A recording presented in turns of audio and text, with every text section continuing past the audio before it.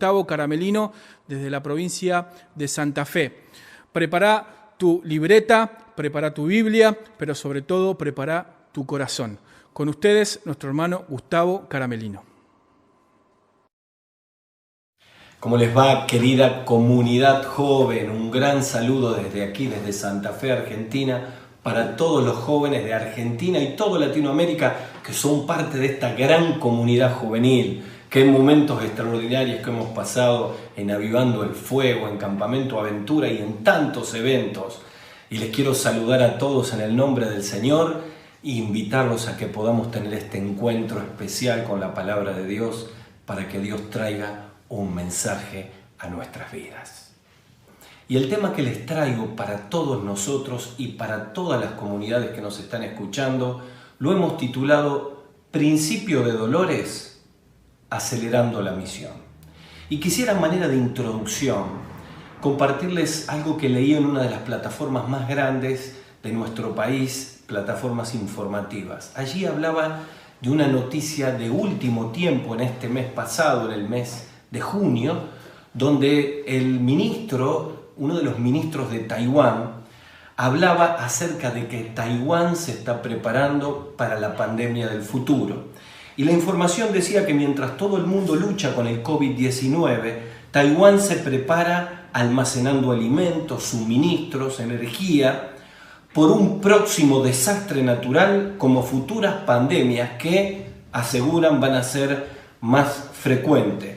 Y analizaba que en los 17 años transcurridos, desde que duramente fue golpeado por el brote del SARS, Taiwán ha estado continuamente en preparación, sabiendo que van a venir nuevas pandemias. En realidad, cuando uno empieza a mirar todo esto, en el siglo XXI, el mundo registró 3 pandemias: la de SARS, la de gripe A y la de COVID-19. La misma cantidad de pandemias que se habían registrado en todo el siglo anterior, en todo el siglo XX. De hecho, los científicos, decía el artículo, estiman que existen entre 650.000 y 840.000 enfermedades de animales con capacidad de infectar y enfermar a los humanos. De hecho, los rebrotes que están ocurriendo en todo el mundo, esto de avanzar una fase y volver para atrás, en prácticamente todo el planeta, nos pone en una posición tremenda. ¿Qué estamos viviendo? Este evento global tiene un mensaje para nosotros como cristianos, y yo lo he titulado Principio de Dolores, porque me estoy refiriendo a las palabras del Señor Jesucristo en Mateo capítulo 24, versículos 6 al 8. Dice la Biblia así: y oiréis de guerras y rumores de guerras. Mirad que no os turbéis, porque es necesario que todo esto acontezca, pero aún no es el fin, porque se levantará nación contra nación, reino contra reino. Habrá pestes, hambre, terremotos en diferentes lugares, y todo esto será el principio de dolores. Yo imagino que muchos estudiosos de la Biblia dicen: ¿pero cómo, Gustavo? Este mensaje de Mateo 24 que Jesús da al pie del Monte de los Olivos, elevado con más de 50-60 metros por encima de Jerusalén, con una vista perfecta de aquel templo que había remodelado Herodes y que era para todos los judíos una obra de admiración. Y en este contexto, Jesucristo, hablando a judíos, es cierto, no a la iglesia, comienza a entrelazar diferentes profecías, una de cumplimiento bastante cercano. De hecho, él dijo que no iba a quedar piedra sobre piedra en el templo, y esto ocurrió en el año 70, cuando el mariscal Tito destruyó la ciudad. Pero habla de profecías futuras. De hecho, está hablando de una gran tribulación que va a ser el peor momento de toda la humanidad y que la iglesia no va a pasar, pero que va a ser el peor de todos los momentos, como nunca se ha visto. Y habla de un reino milenial en cuando Cristo venga en gloria. Y yo sé que la iglesia no necesita ver estas señales, porque estas señales es para el pueblo judío. Sé que como iglesia de Jesucristo esperamos el arrebatamiento y no miramos señales en el cielo, porque nadie sabe ni el día ni la hora, pero que puede ocurrir hoy mismo. Pero en medio de todas esas profecías que son para Israel, es cierto, aparece esta frase: principio de dolores. Y es una figura de los dolores de parto. Pero cuando habla de principio, habla de un proceso que se va a acelerar. Miren, para que entiendan a dónde voy. Cuando nació mi primera hija, como todo padre primerizo, cuando fuimos al médico, el médico me dijo, mira, las contracciones van a empezar primero con 1 hora, después 30 minutos, después 20 minutos, después 10 y cuando estén en 5 tienen que venir para acá. Así que yo, como no sabía, tomé un cuaderno, como todo padre primerizo, y empezaba una contracción y ponía un horario. Y estuve hasta la madrugada anotando todos los horarios hasta que llegó el momento de salir y tuvimos que ir rápido al sanatorio, al hospital para el nacimiento de mi hija. Esta es la idea que da aquí. Estas cosas que estamos viviendo, esta pandemia que no ocurrió en ningún momento de toda mi vida, que soberanamente Dios ha actuado, es el principio de una tras otra señales que tienen que ver con el pueblo judío, pero que también de alguna manera nos está hablando a la iglesia. ¿Y qué quiere decir este principio de dolores? Que necesitamos acelerar la misión. Que este es un tiempo donde tenemos que salir de los cristianos en modo pausa y entender que no queda mucho tiempo y que necesitamos acelerar la misión. Dicho esto, quisiera llevarles a un momento en el Nuevo Testamento, en el libro de los Hechos de los Apóstoles, donde se acelera la misión. ¿Y qué hablo en acelerar la misión? En entender qué es la prioridad en el corazón de Dios. En entender qué tenemos que hacer en este tiempo. Yo veo la mayoría de los cristianos esperando que abran el templo, que nos puedan permitir reunirnos, y hay reclamos de todos lados. Y mientras tanto, ¿qué? ¿Y si no tenemos el templo? ¿Y si pasarán muchos meses, vamos a estar en modo pausa? Creo que Dios ha permitido que no podamos ir a los templos y tener reuniones para que nos podamos enfocar en la misión que por tener los templos y las reuniones hemos postergado.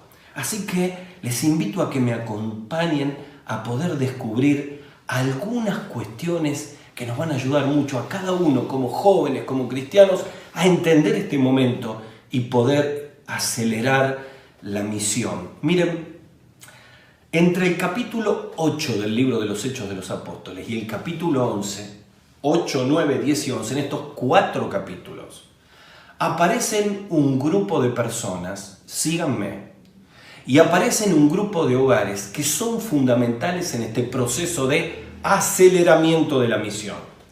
Cuando uno va a Hechos capítulo 8, versículo 1, dice así: en aquel día hubo una gran persecución contra la iglesia que estaba en Jerusalén, y todos fueron esparcidos por las tierras de Judea y Samaria, salvo los apóstoles. Versículo 4. Pero los que fueron esparcidos iban por todas partes anunciando el evangelio.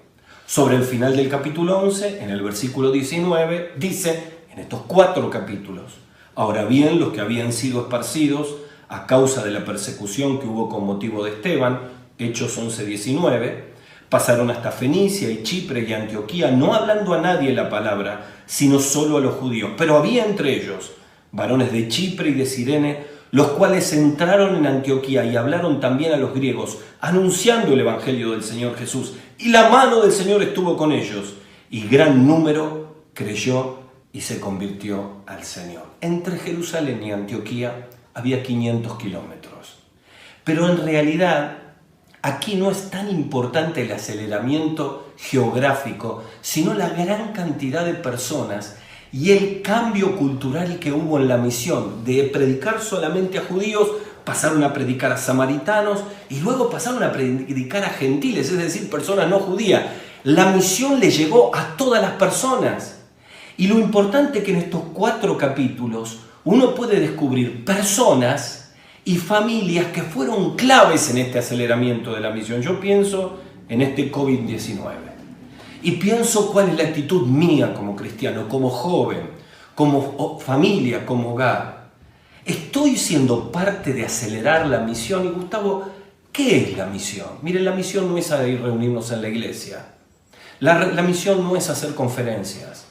La misión no es trabajar sobre eventos. Tú me dirás, Gustavo, vos hace más de 40 años que predicás en conferencias, campamentos. Claro que son una herramienta maravillosa y gracias a Dios por ella. Pero cuando hablamos de misión, estamos pensando en Mateo capítulo 28, versículos 19 y 20, cuando Jesús dijo, por tanto, vayan. Y mientras están yendo por el camino, hagan discípulos a todas las naciones, bautizándolos en el nombre del Padre, del Hijo y del Espíritu Santo, y enseñándoles que guarden todas las cosas que yo os he mandado. Y aquí yo estoy con vosotros todos los días hasta el fin. Resumiendo, la misión prioritaria en el corazón de Dios para la iglesia no se cumple en el templo, sino mientras va en el mercado, mientras está en una sala de espera en un médico, mientras tiene vecinos, amigos, compañeros de trabajo con los cuales convive de lunes a viernes y no sábado y domingo. Ahí está la misión. La misión es hacer discípulos, no hacer reuniones. Y no es que estoy en contra de las reuniones, en absoluto. Son una bendición y las extraño.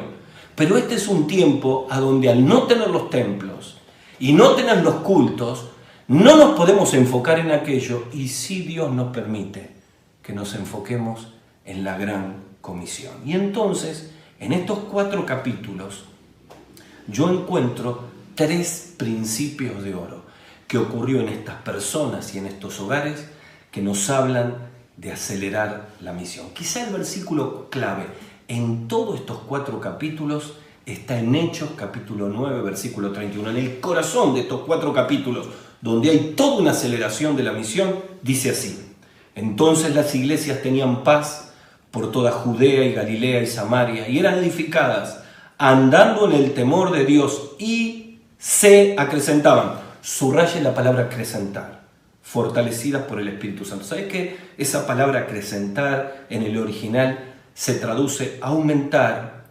abundar, crecer, multiplicar. Lo que está queriendo decir aquí, que la misión de la iglesia es la multiplicación de discípulos. Y la pregunta es, ¿cómo va a ocurrir esto? Porque algunos me dirán, pero yo estoy en un país, ya que este mensaje llega a tantos lugares, donde el gobierno nos ha dicho que nos salgamos de casa porque estamos en fase 1. Otros, como en el estado, en la ciudad donde yo estoy, estamos en una fase donde sí nos podemos relacionarnos y tenemos grupos de hasta 10 personas en forma presencial, donde nos multiplicamos en los hogares y en la iglesia. Otros estarán en una etapa mucho más avanzada, pero la realidad es que cada uno en la manera donde está necesita entender que no puede estar esperando que esto pase, que este es el tiempo donde tenemos que ser protagonistas en ganar discípulos, y eso tiene que ver con el entorno que me rodea en mi casa, mi hogar, el entorno de mis propias relaciones. Algunos de nosotros confundimos acelerar la misión con tener un ministerio. Acelerar la misión es ganar una persona para Cristo, es cargarla sobre nuestra vida, es trabajar sobre ella, es hacerlo un discípulo que se multiplique en otro discípulo. No hay otra manera de acelerar la misión. Así que pensando en esto, quiero hablarles de estos 3 principios que están en 3 historias de estos 4 capítulos. El primer principio: abrir y no cerrar, revalorizando la misión. El segundo: orar y no criticar, vivenciando la misión. Y el tercero: multiplicar y no estorbar, acelerando la misión. Vamos al primero de todo eso: abrir y no cerrar, revalorizando la visión. Hemos hablado de que tenemos aquí personas claves en todos estos capítulos. Se las voy a nombrar. ¿Quiénes fueron las personas claves para acelerar la visión? Felipe en Samaria, Pedro cuando está en Jope y luego cuando está con los judíos, Cornelio en Cesarea, Pablo en Antioquía, Ananías cuando tiene que ser encomendado allí en Damasco para traerle la bendición a Pablo, Bernabé, que se convierte en el pastor de la iglesia naciente. A ver, Gustavo, ¿y cuáles fueron los hogares claves en el aceleramiento de la misión? Bueno, el hogar de Judas, en Damasco, donde estaba Saulo, el hogar de Eneas y la casa de Dorcas, ambos en Lida, donde estuvo Pedro, el hogar de Simón el curtidor, en Jope, donde Pedro tuvo la visión, el hogar de Cornelio, en Cesarea, donde Dios le habló, el lugar de Antioquía, donde comenzó la iglesia cuando predicaron estas personas y después fue Bernabé. ¿Te das cuenta? Personas y hogares acelerando la visión. No había en aquel tiempo templos. Los templos llegaron después del siglo II, aún más allá. Quiere decir que la misión se multiplicó y creció con personas y con hogares en el radar donde estaban. Este es el desafío nuestro en este COVID-19 y tenemos que aceptarlo. Vamos al primero entonces. De tantos relatos de personas y hogares, Tomamos uno, está en Hechos capítulo 9, del 10 al 19. ¿Quién tenemos aquí? Un personaje, Ananías. Una casa, la casa de Judas en Damasco. Y un destinatario, Saulo, que era un recién convertido. Dice la Biblia en Hechos capítulo 9, desde el versículo 10, que había entonces en Damasco un discípulo llamado Ananías, a quien el Señor le dijo en visión: Ananías, y él respondió: henme aquí. Y el Señor le dijo: levántate y ve a la calle que se llama derecha, y busca en casa de Judas a uno llamado Saulo de Tarso, porque aquí él ora, y ha visto en visión a un varón llamado Ananías, que entra y le pone las manos encima para que recobre la vista. Entonces Ananías respondió: Señor, he oído de los muchos males que ha hecho este hombre, y cómo lo ha hecho a los santos en Jerusalén, y aún tiene autoridad de los principales sacerdotes para prender a todos los que invocan su nombre. Pero el Señor le dijo: ve, porque instrumento escogido me es este. Hablamos de abrir y no cerrar, revalorizando la visión. Póngase en el corazón de Ananías. Sabía que Pablo era un enemigo de los cristianos, sabía que había matado personas, seguramente le había llegado la noticia de cómo consentía en el asesinato de Esteban, el primer mártir de la iglesia, y de pronto Dios viene y le dice a Ananías: anda a la casa de Judas, y ahí está Saulo, y él está orando, y él es el primer discípulo que tenés que hacer. Y lo primero que hizo fue cerrarse, se cerró. Señor, mirá, yo sé de cuántos males ha traído a la iglesia, y Dios le habla al corazón, y Ananías se abre. Y sabes, es lo que tenemos que experimentar para revalorizar la misión.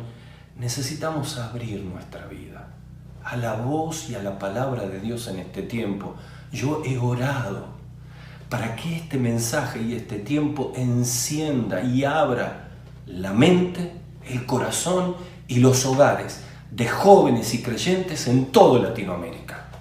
Que se produzca una revolución espiritual hasta que se puedan abrir los templos, donde se produzca una revalorización de la misión con la actividad personal de cada uno. Mira, lo primero que tenemos que abrir es nuestra mente, porque siento que en esta pandemia la iglesia está en modo pausa.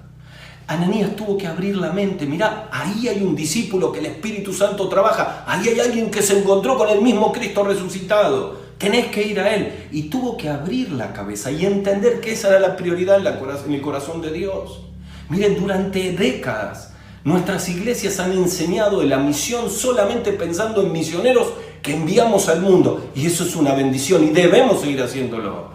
Pero ¿qué de la misión de cada uno de nosotros en el entorno donde estamos? La prioridad en el corazón de Dios es que todos hagamos discípulos. Y esta es la gran ventana, el gran portal, la gran puerta. Hay que cambiar la cabeza, hay que abrir la cabeza como la abrió Ananías y pensar que Dios nos está llevando en el entorno que tenemos alrededor. Pero también tenemos que abrir el corazón. ¿Por qué? Porque Ananías pensó en sí mismo, pensó en los males y necesitaba abrir el corazón para amar y ser compasivo a alguien que le había dicho daño. Mira, cuando hablamos de abrir la mente y abrir el corazón, estamos hablando de dejar nuestros egoísmos, nuestra religiosidad y entender que Dios está amando al vecino que sufre, al chico que tiene problemas de adicciones, al joven que estudia con vos, a tu pariente que no tiene a Cristo. Y esa es la misión prioritaria hoy. Algunos estamos muy preocupados por los cultos en vivo y digitales. Son una bendición. Pero déjame decirte algo, no pasa por ahí la misión. No pasa por ahí. Celebro tener este recurso que nos ha dado Dios. Pero la misión está en el lunes a viernes de cada uno y hay que abrir el corazón. Pero quiero decirte también que necesitamos abrir nuestros hogares. Yo quiero desafiar en el nombre del Señor Jesucristo a todos aquellos cristianos que abran sus hogares, como lo pudo abrir alguien desconocido como Judas en Damasco, para tener allí un hombre que había sido un asesino de cristianos, pero que Dios había trabajado para que se pueda convertir en aquel gran predicador del Evangelio a tantas personas. Miren, cuando no abrimos el corazón, lo cerramos. Y cuando nos cerramos con la mente, el corazón y la casa, estamos en el peor de los mundos. ¿Saben que una de las cosas increíbles que ha ocurrido en esta pandemia es que la extensión del confinamiento ha hecho que exploten los problemas de familia? Tal vez vos me estás escuchando en este momento Y mientras escuchás todas estas palabras, decís, pero ¿qué voy a pensar yo en acelerar y revalorizar la misión si no puedo resolver mis problemas con mi esposa, si no nos perdonamos con nuestros hijos, si en casa tenemos problemas de alcoholismo, si todavía luchamos con nuestras adicciones? Y muchos de nosotros somos cristianos y vivimos estas cosas.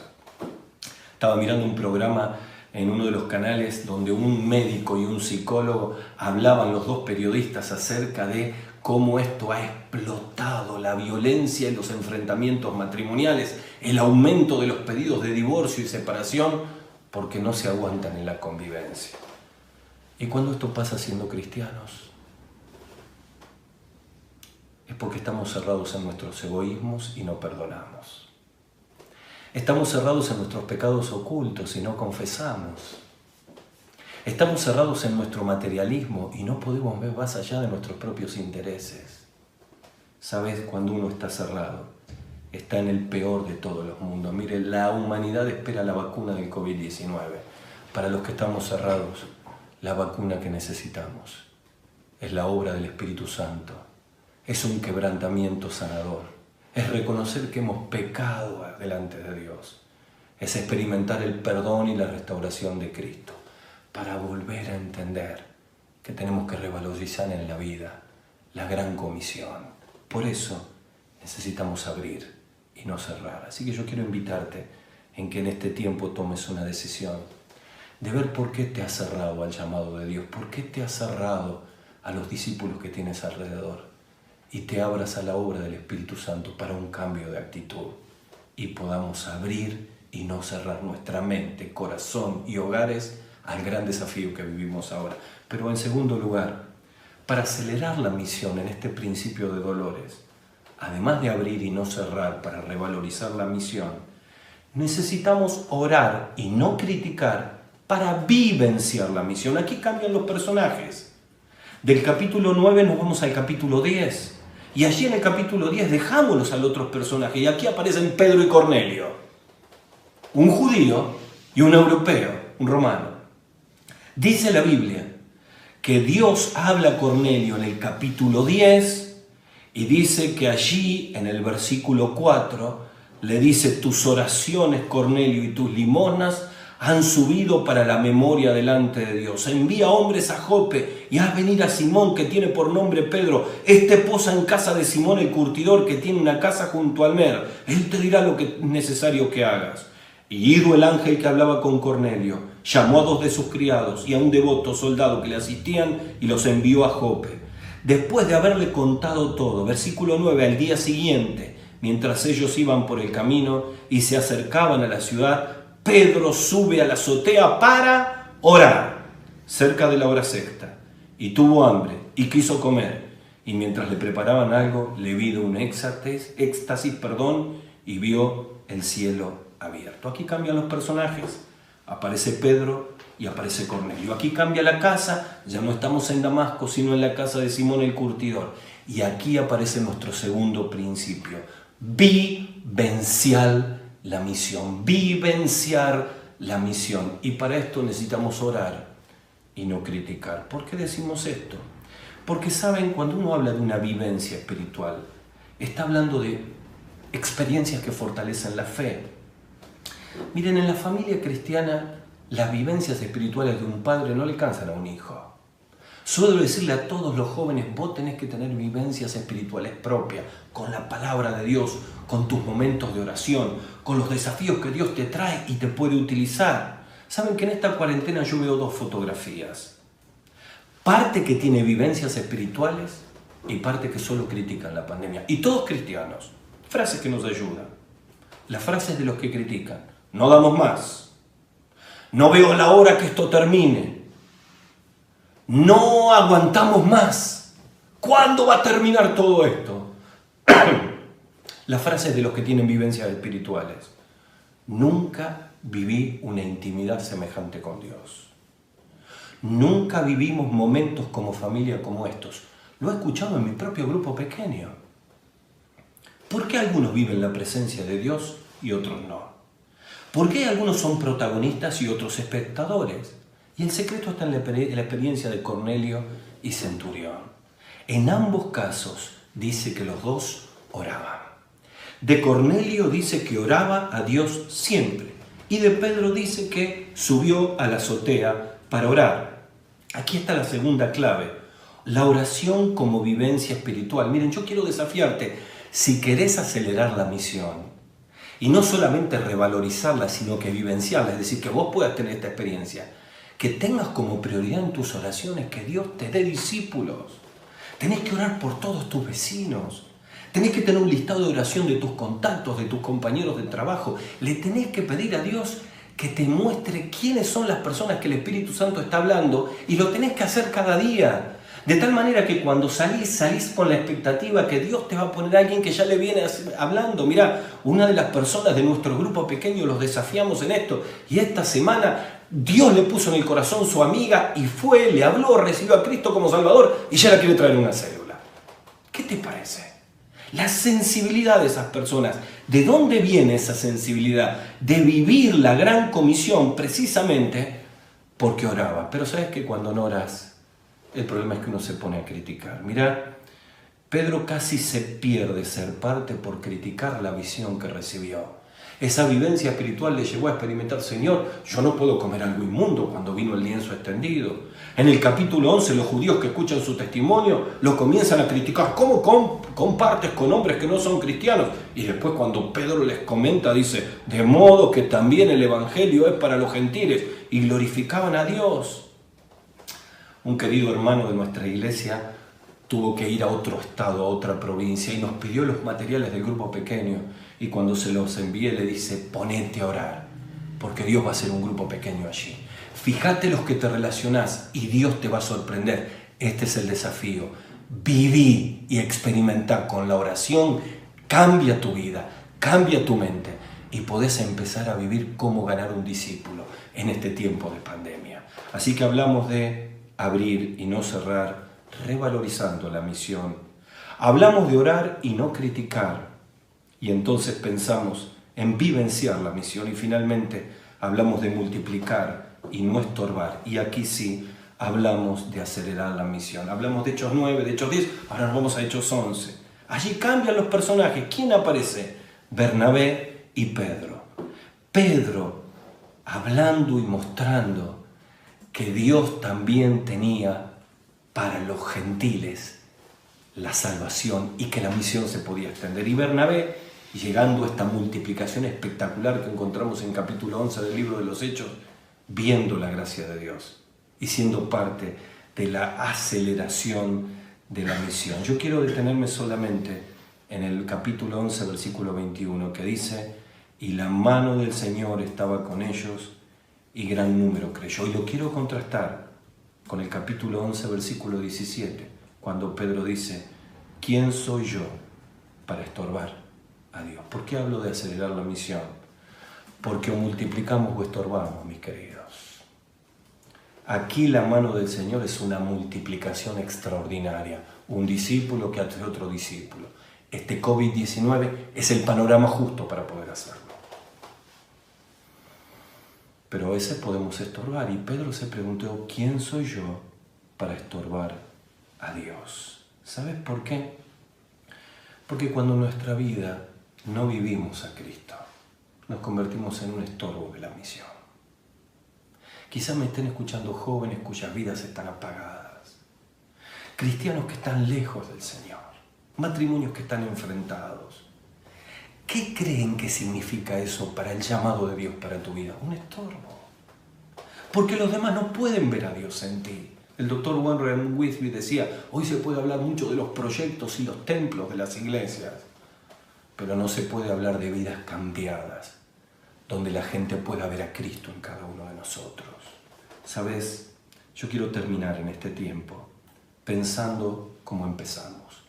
Principio de dolores, acelerando la misión. Quizás unas preguntas nos ayuden. ¿Qué tiene que abrir Dios en tu vida que está cerrado? Tu vida de intimidad, tu pasión por los perdidos. ¿Qué tiene que quitar y que está estorbando nuestra vida? Un pecado oculto, una ambición desmedida, una gran religiosidad. ¿Qué tiene que hacer el Señor para transformar nuestra vida de oración, para que empezamos a ver y a vivenciar lo que el Espíritu Santo ya ha preparado para nosotros y que no lo podemos ver porque no tenemos momentos transformadores de oración? ¿Qué necesitamos en este tiempo experimentar para que no seamos un estorbo y por el contrario, seamos parte de la multiplicación? ¿Qué pregunta le hizo el Señor a Moisés? ¿Te acordás cuando lo llamó en Éxodo? ¿Qué tienes en tu mano? Y es la pregunta que nos está haciendo a todos. ¿Qué tienes en tu mano? ¿Qué tienes a tu alrededor para multiplicar la misión? Mira, quiero terminar con una oración de un escritor que nos hace pensar del tiempo final. Dice así: si hoy fuera tu último día, ¿harías lo que estás haciendo? Si hoy fuera tu último día, ¿no amarías más? ¿No darías más generosamente? ¿No perdonarías más fácilmente? Pues entonces hazlo. Perdona, comparte, predica como si fuera tu última oportunidad. Ama como si no existiera mañana. Y si llega mañana, vuelve a amar, perdonar y orar. Y predicar, haciéndolo de la misma manera. Es el tiempo final. Las contracciones se aceleran. Pero lo que se tiene que acelerar es la obra de Dios en nuestra vida y la misión de hacer discípulos como prioridad para toda la iglesia y para todos los cristianos. Si no es una realidad hoy, yo quiero invitarte que al terminar esta palabra te pongas de rodilla y le pidamos perdón al Señor por haber priorizado otras cosas. Y clamemos para que podamos ver como Bernabé la gracia de Dios aquí nomás, en el entorno que tenemos, quizá en tu propia familia. Y empezamos a ser discípulos como prioridad en nuestra vida. Pero tal vez me esté escuchando un joven, una señorita, que mientras escucha todo esto, un hombre o una mujer dice: ¿qué voy a poder hacer yo esto? Si mi vida está atada por el pecado, si mi vida está destruida por las adicciones, si mi familia se cae a pedazos. ¿Sabes? Jesús es un especialista en tomar vidas como las de Saulo, que tanto le hablé, que había errado completamente su vida. Tener un encuentro personal con Él y orientar nuestra vida hacia propósitos eternos. Pero hay que tener un encuentro con Jesús, porque quiero decirte, Jesús murió en la cruz por nuestros pecados. Nos amó como no nos ama nadie. Entregó su vida por todos nosotros. Resucitó al tercer día. Y hoy tiene poder para entrar en tu corazón, perdonar tus pecados y darte una nueva vida. Solo tenés que tener un encuentro con Él. Así que vamos a orar todos los que estamos allí. Vamos a pedirle al Señor que Él pueda entrar en nuestro corazón. Los que somos de Cristo: Señor, renueva mi vida para que sea parte del aceleramiento de la misión. Pero si alguien que está aquí todavía no ha tenido un encuentro con Jesús, yo te voy a invitar que ahí donde estás lo puedas tener. En una breve oración, decirle al Señor así: Señor Jesús, reconozco que soy pecador. Quiero pedirte perdón por todos mis pecados. Quiero pedirte que entres en mi corazón y seas mi Salvador. Te lo pido en el nombre del Señor Jesús. Amén. Dios les bendiga a todos.